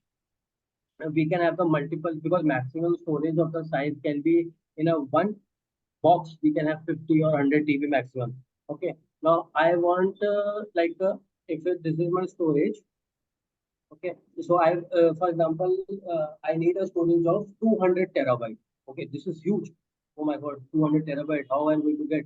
I go to the market. In the market, I got to know. Okay, in a particular one box, I can only get the 50 TB of storage. Okay, so I say for the 50 TB, at least I need 4 blocks to get it done. So if I connect each of them, that 200 will be possible. Yes, that is possible. But if I remove any one of them, might be my data will be lost because 200 TB data is been there. But that 200 data is not required as the complete data over there. What I want, okay, I'll create a folder for my mother so that they can have their kitty photos on that particular folder. I have my folder of my brother so that they can have their vacations and everything photos that there. And so what I'll say that, okay, I'll do the virtualization for the student. Now what I'll do is I'll get the LUN, LUN. What is that LUN? For that you need to have that uh, particular logical unit storage. So what you are creating is logical you are creating. Okay, I have the 200 TB of storage, but out of which I have given 10 TB to my mother to upload anything out of it. I have created 5 TB of data for my brother to do, and that is the solution and the answer for that. One of the person you asked that I have the storage is there. That's how they do. AWS already have the big storage. Anyone has question, or please go on mute because you are actually traveling or somewhere. Thank you so much. Okay, so what is happening? I am giving that particular. I am creating this logical storage. I given small storage. This is why the AWS is doing. Whenever another person will get up and say, okay, I need to spin up a particular server with that particular storage. From there, it will give me that particular storage. They can get me, okay, attach this particular storage and use it. If you don't want to, just remove. Okay, so this is the virtualization, types of virtualization. Now the benefits. When we come to the benefits, that's what I told you. Now, earlier I have saved my father's 1.5 lakh rupees. Correct? Now he don't want to buy this 2 laptops for me and for my brother. But yes, now he has to buy what a bike for me. That is different. That will not become under this benefits. Okay. So this is the best cost benefit. According to your resources, you can manipulate the things. You can manipulate your resources. You can use those resources as per your requirement. Okay. And the best example is like when we do the testing. Because when I'm starting my company, I'm not sure that whether this company will work or this company will not work. Okay, so I'll start with this. I'll keep on giving them and I'll then move. Okay. So example I have told you already that for the hardware we have ESXi, we have AHV for the Nutanix. Okay. For the software we can have the Oracle, VMware we have. For the storage, we have vSAN. VMware vSAN is there. Red Hat Chef is there. That is all there. Now there is a concept called container based. I don't want to focus. This is the DevOps portion which is being come under. Okay. I'll give you a small brief so that you will get this what is going on. Container based is like now what is happening. If I'm installing this, if you see this, what I've done is I have this after this particular hypervisor, I have installed this OS. Okay. Now in this OS, when I downloaded the ISO image, I hope ISO everyone aware about it. What is ISO? Correct. So I have a ISO. In that ISO, Windows ISO, I have the that solitaire game. I have that many other features of the window which is there. But I don't want that because of those services, my computer is getting slow. My server is getting slow. I want only my particular database to be running. So I want only my MySQL to be running. So what I want is containers come from there. I have the basic OS. Basic OS with the limited features is there from where you can use. That is also another part of the virtualization. That's a very big concept and all that I'm not going to cover right. Otherwise you will get confused. Okay. Okay. Anyone have any doubt regarding virtualization? So AWS is hypervised virtualization or container-based virtualization? They have both. They have containers also. As per your requirement, they have their own. You see, infrastructure they never tell. If you ask AWS how you are doing, how is your infrastructure, they are not going to tell you how I am managing. You want your server, please take that server. I'm not going to tell you. Even they don't tell you that where their data center is. They keep all this very separately. They will not reveal anything to you. But yes, that is the thing that they are using the Zen hypervisor to do their virtualization. Okay. Now, there is the important Kunal, concept. can you please tell me a little bit about more about container-based virtualization? Yeah, sure. So container-based, that's what I told you. This is a light-weighted containers. I told you that if you download the ISO any Windows, like in my laptop, there is a particular OS I have installed. In this OS, what is happening? I have got every feature. I've got PowerPoint, sorry, not PowerPoint, I've got PowerShell, I've got CMD, I've got solitaire games, I've got many other features of the Windows which is came by default to run on the as per the OS to support my hardware. Correct? But I do not want that. Like for example, I am using my application. I am running my application on Apache. Okay. So in the Linux server, I do not want any other feature. I want only Apache service to be running. So the container virtualization, what they will do is, it is above the higher layer of that. It's a guest OS. That is what we call. Sorry, I just mentioned over to mention. When we are running this, now this particular VM is running with the OS is called a guest OS. Okay, in this VM is also running, that is called guest OS. Okay, so that particular guest OS is being just installed, and you will have only the Apache services and the basic networks. So what you are saving earlier while using that particular OS, because when you install any OS, if you install any OS, you see that in your C drive in the Windows, you will get 20 to 30 GB of the space has been utilized. Correct? But if you take the containers, then that will be having only in the MBs because I want only Apache to be there in the OS. in that guest OS. So that will be only about 100 or 200 MB.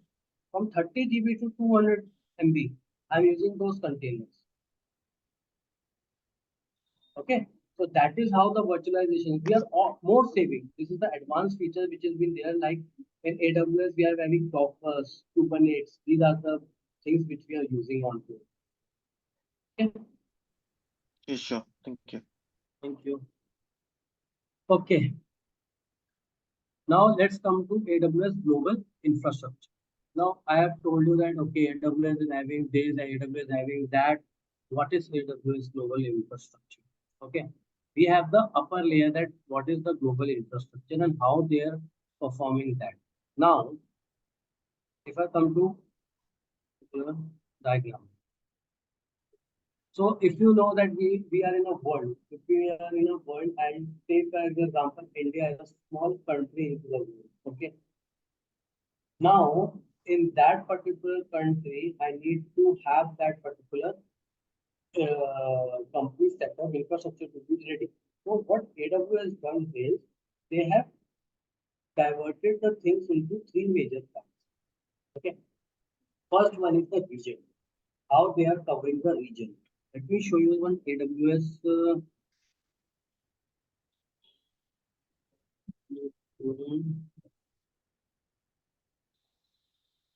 Okay. So here comes the regions and the everything. So we have this particular over here where we can cover the North America, South America. They have created these types of region over there. So in this not region, there is a particular area they have covered. Like India comes into the Asia Pacific. Now in this Asia Pacific, we have two regions. One is in Mumbai, one is in Hyderabad. Okay. Now what is this? So what they find is like in a region, AWS say that I will prefer that if my India people are trying to connect their infrastructure, better to connect it from nearby India only. Rather than going to the US, they will have the latency, they will have the cost, because the network connectivity will cost you know. For every area they have covered many places. So like in India, they have covered the two areas, region, Mumbai and Hyderabad. Now, inside that region, they have covered the availability zones. Now, if you see on over here, in Mumbai, we have two availability zones. And what are these availability zones? These are nothing, just the couple of data centers. I'll give you an example.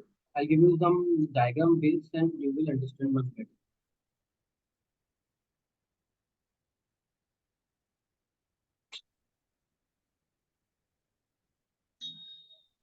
Okay. So if I take type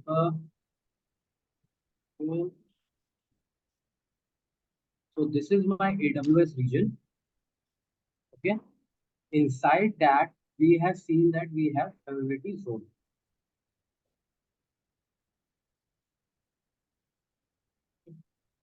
So we have seen that we have three availability zones.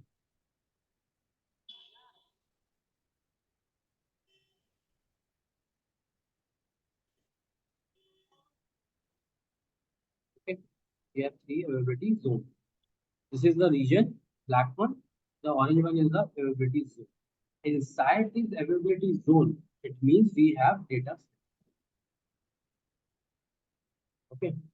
So what we can see is like we have, it can be 1, 2, 3. It depends on AWS. If the resources are getting utilized more, they can have 2 or 3, or they can have multiple. These are the data centers. Okay. So now what is happening? Let's go from behind. You know that data center, what does data center have? Data center have all your servers, all your networks, all your switches, routers, firewalls, everything is. So what AWS did is like they created the multiple data centers and they are far away, around 200 kilometers or something from each other. So that, please can you go on mute? I'm getting some background noise. Thank you. Okay, so we have this particular data centers, and these data centers are interconnected or come somewhere around 200 kilometers. They can in a particular availability zone. You never know where are these availability zones, where they are doing that. No one knows that. Because like in Mumbai, I say that, okay, in Mumbai, there is a region. This is the Mumbai region, what we have. But this availability zone where they are, I am not sure. In Mumbai, like they are in Thane, either they are in Bhiwandi, either they are in central Mumbai, or either they are in western Mumbai, never know. But these are the particular data centers, what in which they are deployed all the servers between them. Now, what will happen? They have the interconnectivity. They have the interconnectivity with the low latency links between each other, each availability zone. So, what they say that you also can configure, or even they will provide. When they provide those things, they will have their own high availability of the particular servers and everything to be taken care. If we want, we can also do that, and if they want, they can also have. So, and we have the possibility also, like from this region to another region also, I can have the connectivity, and they have that thing also between both of them. There are multiple regions. So I can say that this is Mumbai, this is Hyderabad. Both are also interconnected with high 100 of GB of links, and they are interconnected with each other. So what is happening in this? The global infrastructure says that we have the region. Inside the region, we have the availability zone, and it depends upon the AWS how the availability zone they are maintaining. But they always, in every region, they always have at least two availability zones, and they can have more than two also. So two availability zones, and inside that each availability zone, they can have the multiple data sets. This can be one, two. हाँ? अरे छोड़ो यार, क्या रोशनी. Can you please go on mute, please?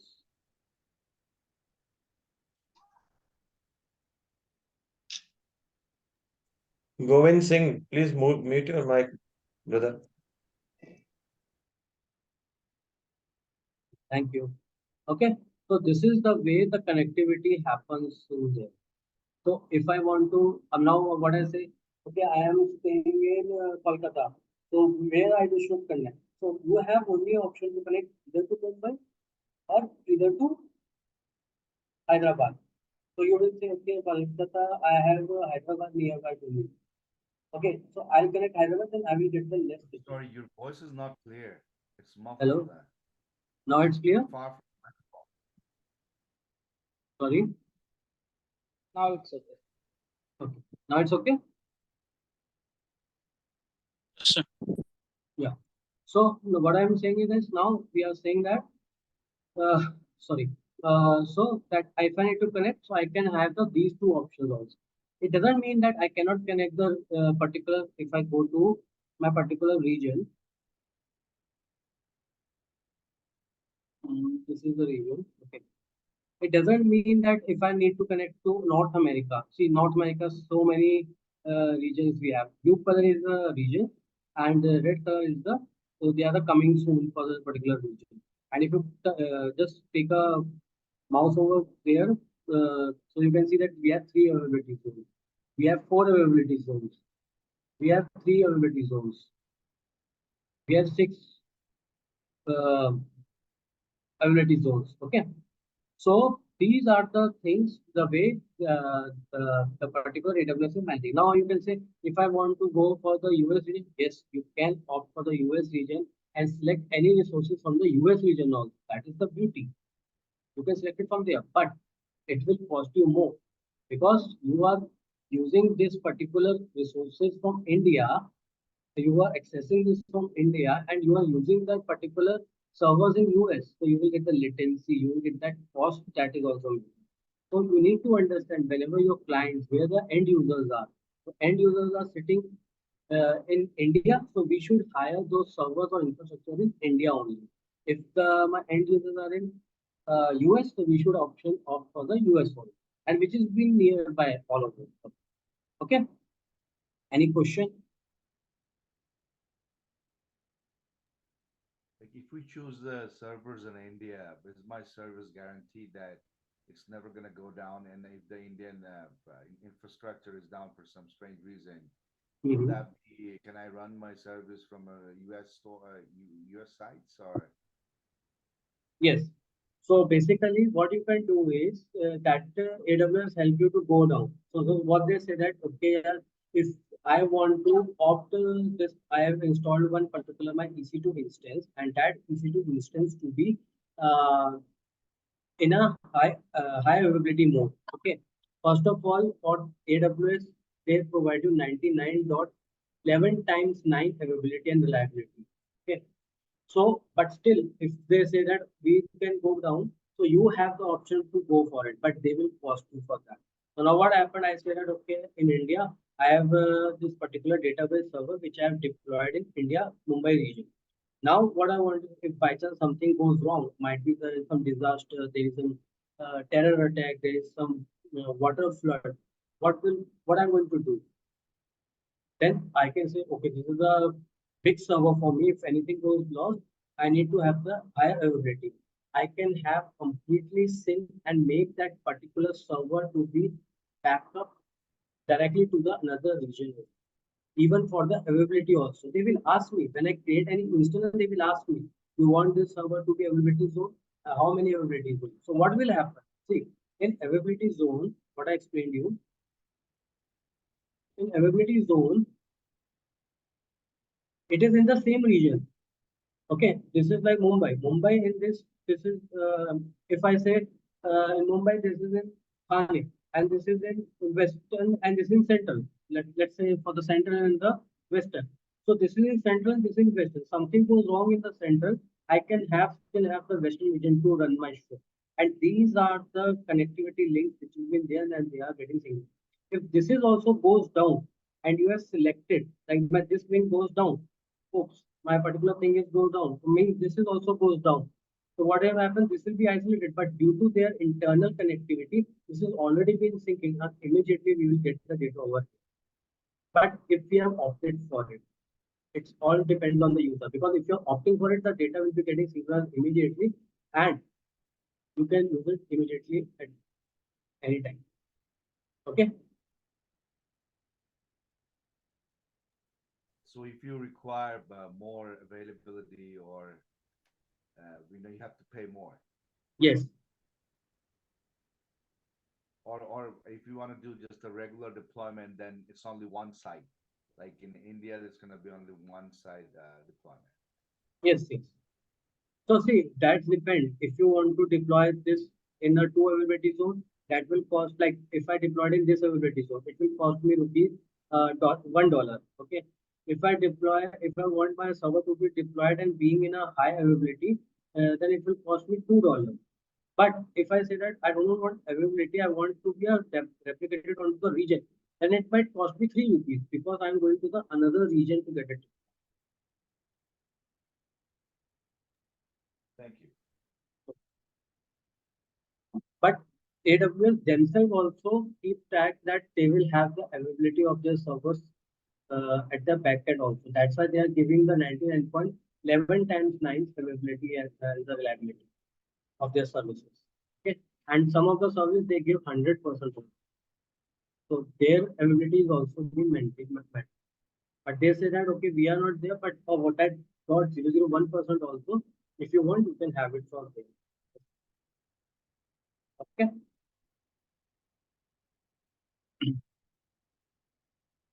Okay. Now the rest of the slides are just the basic overviews what we are going to have, because this is the complete overview structure, and the major my focus was today is to give you the basic and the important information about and the knowledge about the inner side first. Then these are the services about the compute services, databases, and all are just the other topics which we need to take it one by one. So when I talk about the compute services, we are going to have like EC2 instance, like the server, what we are going to take it server, whatever you want to decide, anything. Sorry, for example, we want a particular 2 GB RAM or any CPU and particular CPUs and opt it. I can have 100 of servers can be deployed immediately. We have so many automations also that if I need to install, I can install immediately those servers. Okay. Then we have this Lambda server, which is come under the computer. In this, which is what is happening. You have the code. You don't have to deploy on the infrastructure. You just use that particular code and it deploy it. The Lambda is also called a serverless computing service. It doesn't mean that there is no server. The server is there, but it will be managed by the AWS. You are not going to manage. Okay. The container service, that's what I told you that Amazon AKS. We have Amazon Elastic Containers. We have Elastic Kubernetes Service. Well, just the word came here, Elastic. I would like to elaborate some more thing on the Elastic. Now, what do you mean by those Elastic? Have you in your times have you used those rubber bands? So what do you do when you stretch it? It will move ahead. When you drop it, it will come to its original position. That is why we have come here for the Elastic. This is how it comes. So when I want that, what I give you the example that if my 2 crore people are coming into my application, I will increase that particular elasticity of my servers and I will make it to the 100 servers. If I don't want, then my customers are back to 10,000, 20,000. What will happen? I'll make my service to 10 or 2 or 5 servers. That is what the elasticity comes. Okay. So these are the basic AWS compute services, which we further is going to be like a big vast topic, what you can say. And slowly, how we are going to configure, how we are going to work is going to be happening. Okay. Now, then I'll come to the storage part. If I come to the storage, we have multiple storage like Amazon. Sorry, if you have any Excuse me, sir. Excuse me, sir. Yes, tell me, ma'am. I didn't get the concept of Lambda. How does Lambda work without servers? No. So that's what I say. The serverless means the servers are there, but that servers are being managed by AWS. We are not going to manage those. Okay. So we are going to just deploy our codes over there and it will, the infrastructure will be managed by them. So what happens, like I'll give you the example. If you know about something like messages queue. So what happened when I give some messages to any of the server? So it will keep on coming those queues onto it. Okay. Now what will happen? I don't want those servers to be managed. So Lambda is the place where I'll push my code into it and tell them, okay, when this particular request comes to me, okay, like for example, in your school days, you have your principal, okay. So your parents goes to your school and say that, okay, your student is bright in maths, but he is weak in English. So you just go to English teacher and meet him and learn about what is the issue. So what is there? So your principal having the code. I'll push that code to them that, okay, any teacher comes and they have any issue for the child regarding that particular subject, they will send that particular request to that particular teacher. So I am not handling that principal. I'm not handling that infrastructure. I'm not handling that server. I'm handling that, okay, the particular code which says that if any student comes with this particular name and says that, okay, I have this issue, so he will redirect that particular thing to that particular. That is the code is working, but I'm not handling principal. I'm not handling anything. He's just rerouting it everything. So I'm very much realized that, okay, I don't have to take care. I just push my code and everything will be redirected by according to me. You got my point? Yes, sir. Okay, thank you. Now let's come to the AWS storage service. So the major AWS storage what we have is Amazon S3, Amazon Block Store, Amazon File System, and there are others also.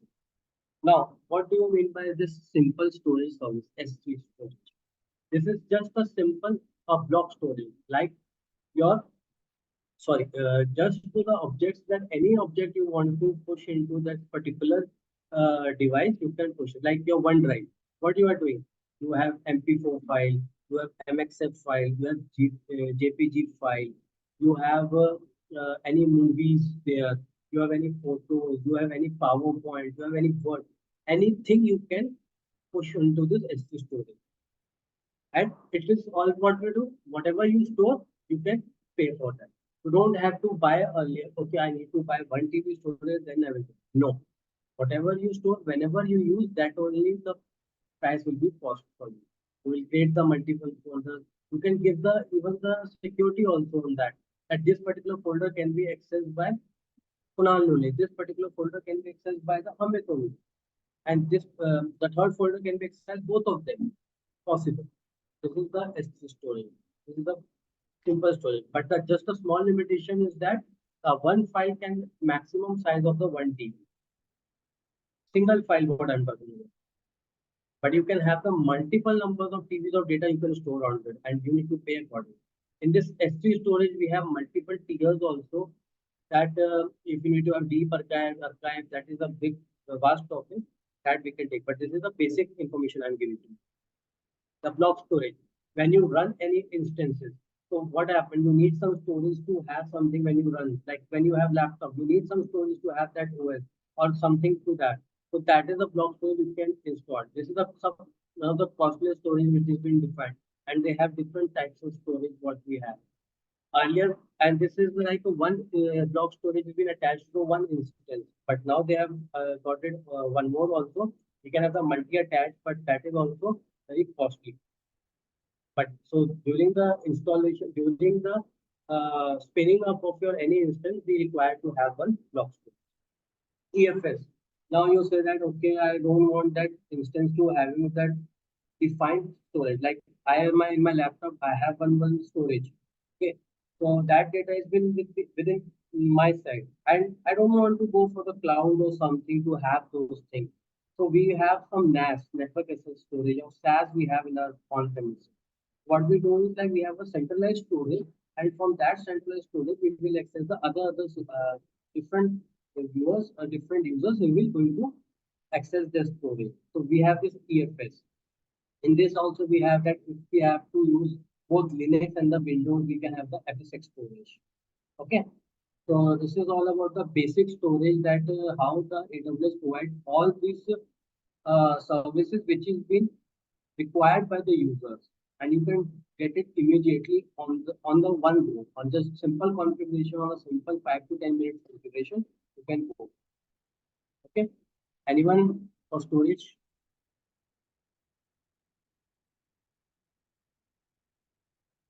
Okay. Now another service that the main comes is database services. We know that we have many databases. We have like SQL databases. We have NoSQL databases. So these are also the databases which we can are there into the AWS. We can cover those databases. If you want to use relational databases, so we have MySQL, Postgre, Oracle, SQL Server, Aurora Server. Aurora is the Amazon itself database. If we do not want do not want any want SQL database, then we can use the DynamoDB, which is the Amazon database. We can use it. We have the Redshift, which is very scalable, and we can use those things. Okay. So these are the databases which is also there. You can just simply don't want to run the server, don't want to install any database application onto the server and then using it. Simply what you can do is go to the AWS, check the service name. Okay, I want MySQL. Go there, you will get the MySQL. You can see, okay, if I need to configure MySQL, what I require, just my particular schema, what I need to deploy. I need the database name, I need the password, I need some of the servers. If I want database to be configured in active passive mode, whatever thing you want, simple. Just select the options, click mark, enter, key some value, and your database is. And then simply you can connect with any of them. And the best part of the AWS is like each services are interconnected with each other. That is the next part is network. Very crucial and very interesting topic, I must say, in the AWS. I love to work on this network services. VPC. What do you mean by VPC? VPC is virtual private cloud. You are living into your own zone. Sometimes you say, no, leave me alone. I want to be in my own zone. That is what you. The way you want your on-prem to be there. I want my network to be onto a particular zone. Here, what you are.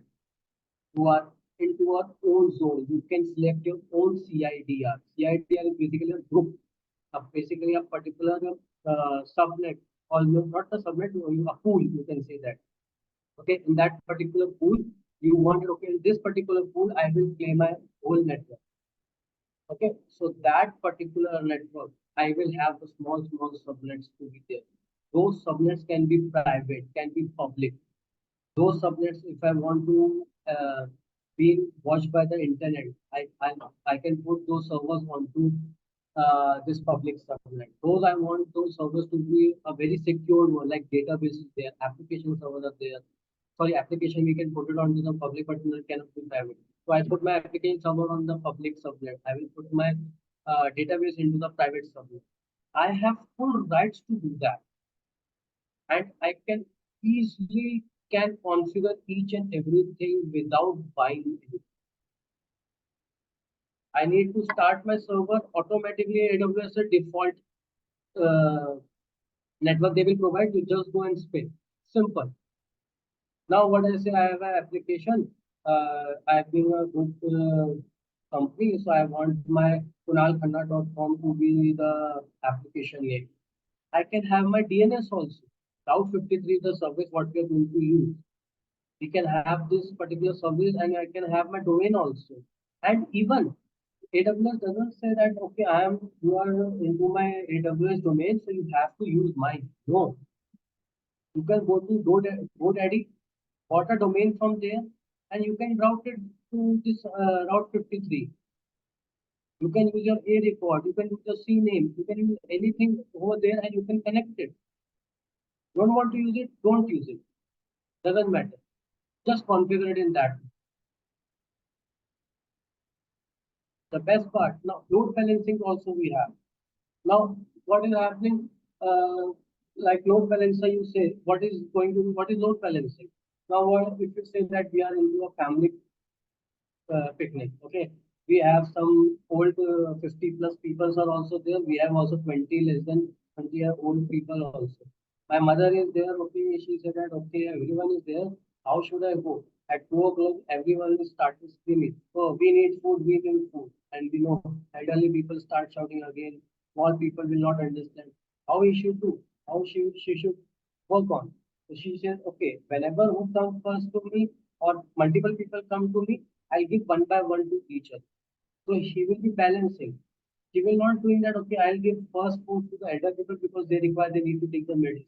Or I should take the small children because they don't know how to move, how to get into it. They need feeders. So what she can do, okay, I'll give one to one and one to another child. We can have the load balancing that easily the traffic will be movable. Like in the IPL, if you see, there are crores of people are watching. If everyone start attacking the single server, then it will be tough. How you will manage? And what we can say, okay, anyone is coming from this particular firewall or from this particular area, we will send this number of percentage to this particular means we will send 10% of the load to the server one. We will send the 20% of the storage to the this another server. So as per the capability of the servers, we can migrate those traffic. That is the beauty that we can relate with these network services. We can interconnect the other services also, databases, my instances, my other media services, or any other AI services, machine learning services. We can use that completely. Okay, so this is the basic what we have. Anyone has any doubt?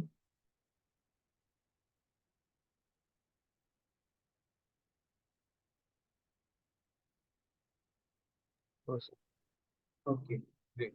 No.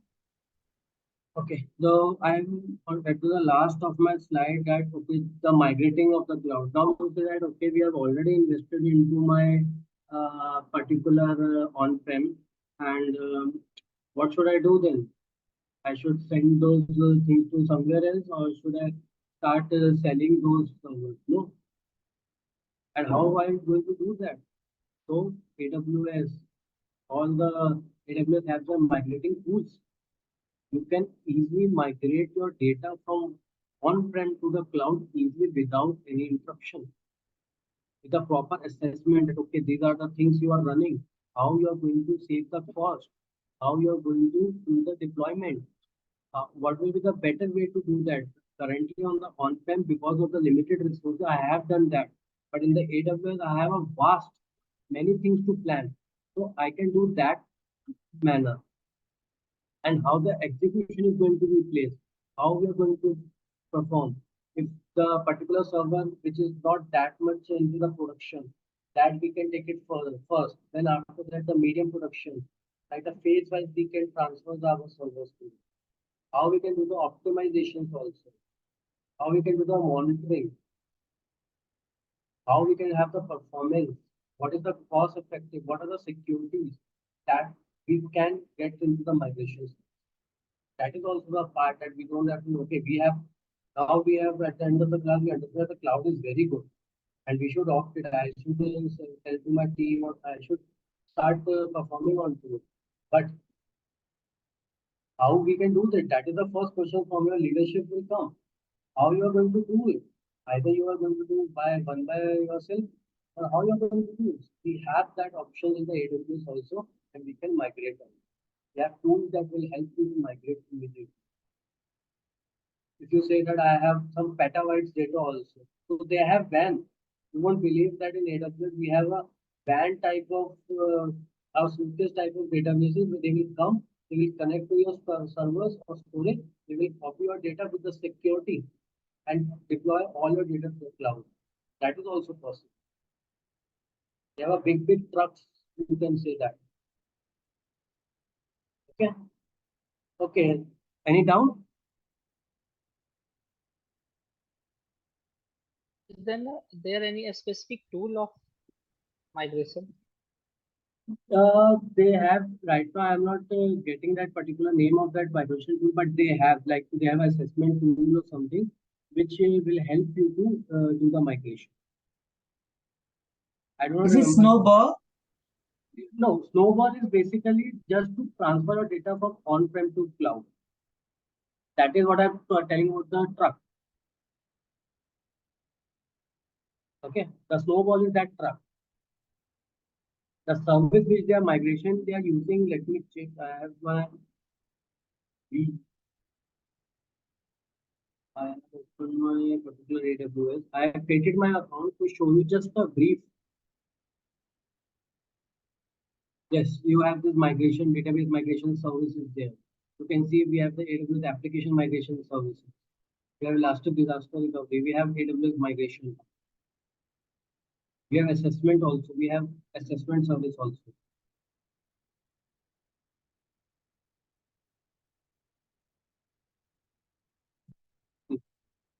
Audit managing also. We can assess the services. Here, what will they ask? They will ask some questions. You will provide those inputs, then they will assess you on what particular part. Okay, these are the audit managers. You can do the audit also.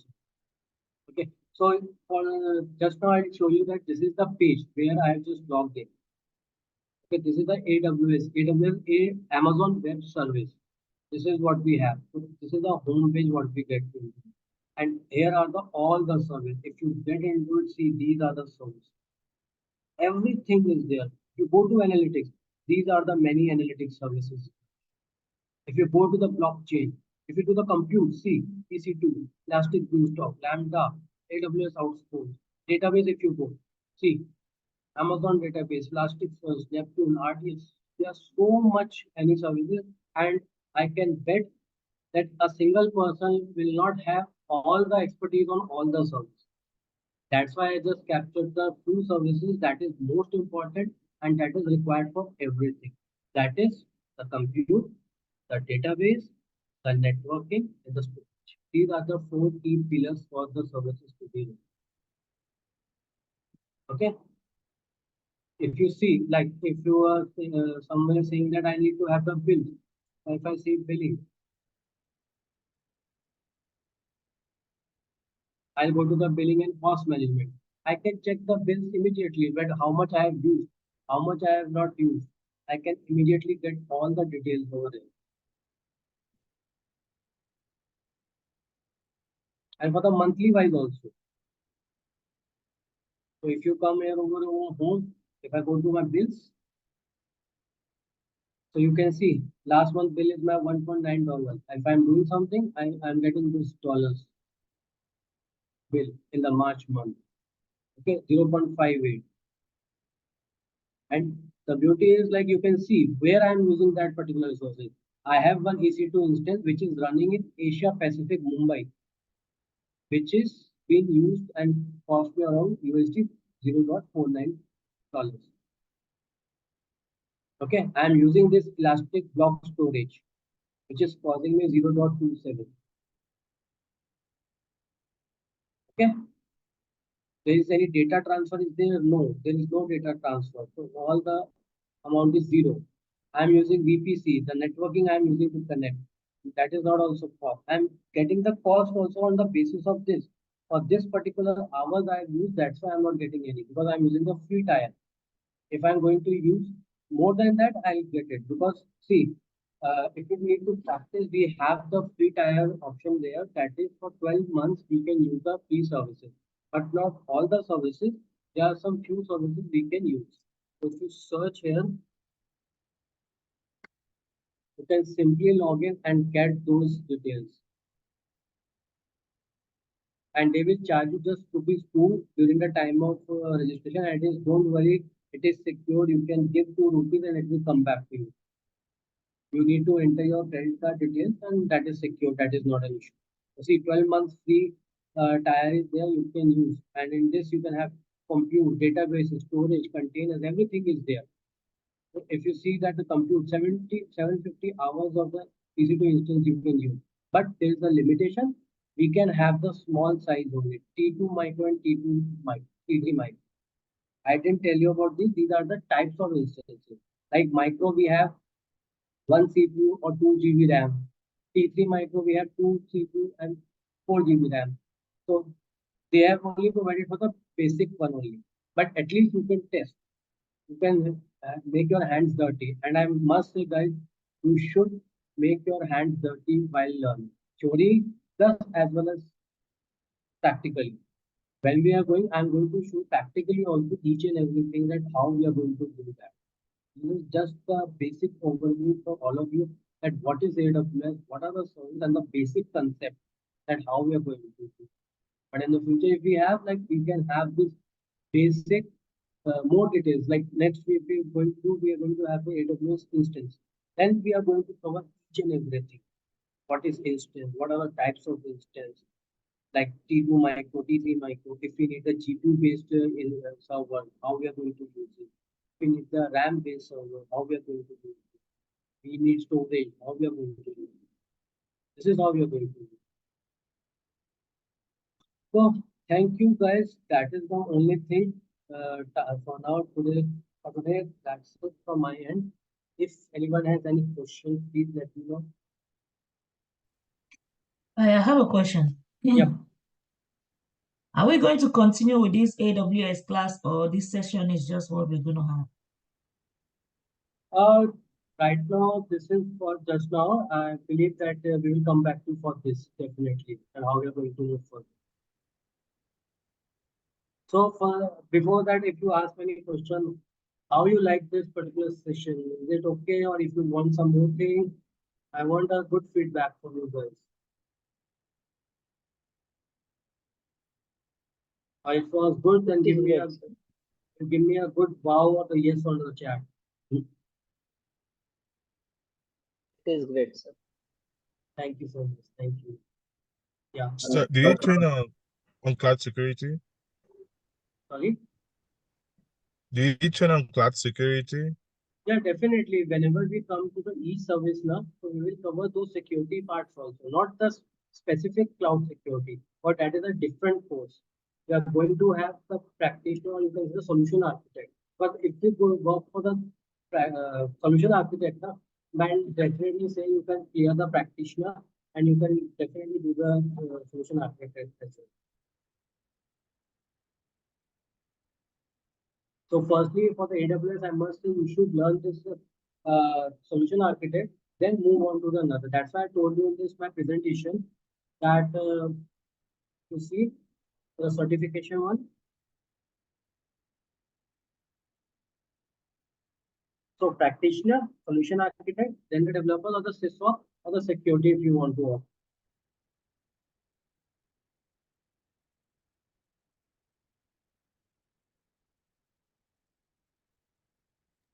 Okay.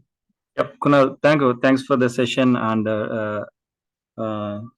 thanks for your timing. And just I have a doubt. If you want to make the real-time practice, how it will be possible? Because in AWS, when we start the services, we need to stop by day, right? Once we restart the service again, we have to do from the scratch, right? So how it will be possible in the real time? Because Okay. Yep. So in the AWS, what you do is we have the two options. Either you stop or terminate. Okay. So if I show you the cost which is causing me, what I've shown you that the cost which is causing me, why it is causing me? Because if I go to my EC2 instance,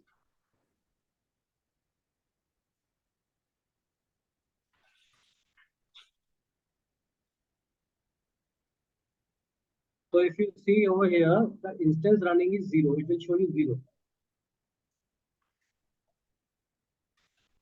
Okay. But when I go inside, what it is showing running 0. Okay. When I just clear my filter, okay, sorry, it's in Virginia. See, from here you can see the regions, US Virginia. So I was shocked, wait, where is my instance gone? Because I have went into another region. It's so simple. Simply from sitting into India, I am going to the North Virginia and installing my server. Wow, great, that's good. So if I go to Mumbai, here I am going to have my instance and which is in stop state. So what will happen? This is in the stop state. So if I just click on it and instant start, if I start click on it, it will give me the option to start. Right. And simply I can say the terminate. So what does that mean? If I stop, it will not delete the instance. It will keep it me as it is until and unless I will terminate. But yes, I'm using my free time. I'm not using it. It will keep on charging me until I delete it. Once I terminate, everything will be lost. Your storage will be lost. Your data will be lost. Everything will be lost. Right. But if you stop, then your data will not be lost and it will be there forever until unless you will terminate it. But yes, if you do not terminate it and if you keep it on stop, they will keep on charging after the free tariff. Okay, Kunal, got it. Thank you. Thank you. Anyone else having any question?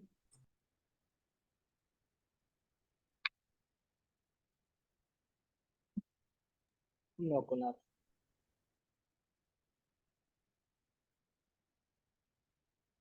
No, Carlos, we are not using cloud services to build any security around it. We are just here to learn all the concept, all the services about the AWS services. Okay.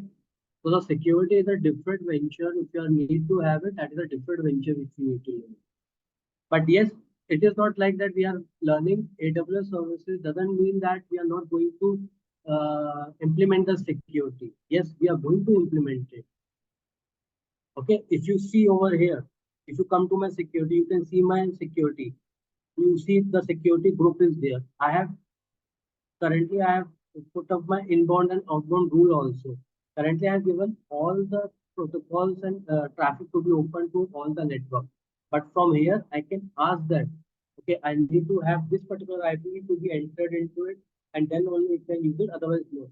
But for my testing purpose, I have given the complete. But yes, see, I need to take the RDP. So I have opened this 33894 for my Windows system. If I need to take the 40 session for my Linux system, I will open the 22 number port. You see, I think this is my Linux server. If you see into security, so we have 22 number port is open. So we have a different layers of security. That's what I told you that the security is there at their end also. But when I'm running the instance, that is my responsibility that I should keep my security intact. So this is the way I will do it. I have ACL into it. I have firewalls. I have security groups. But these are the different. Firewalls are not covered into this solution architect program. But the security group, the ACL, these are the groups and how the basic small integrity of the security is there so that we can stop being utilized or being attacked from the outside. Okay. Anyone, if I missed anyone's questions, please let me know. Sorry guys, if I was a bit fast, I'll take care in future that it will not go that much fast. Okay. So your voice was not clear during that time. Okay. So anyone else? Anyone having questions so that we can wind up our session? Otherwise.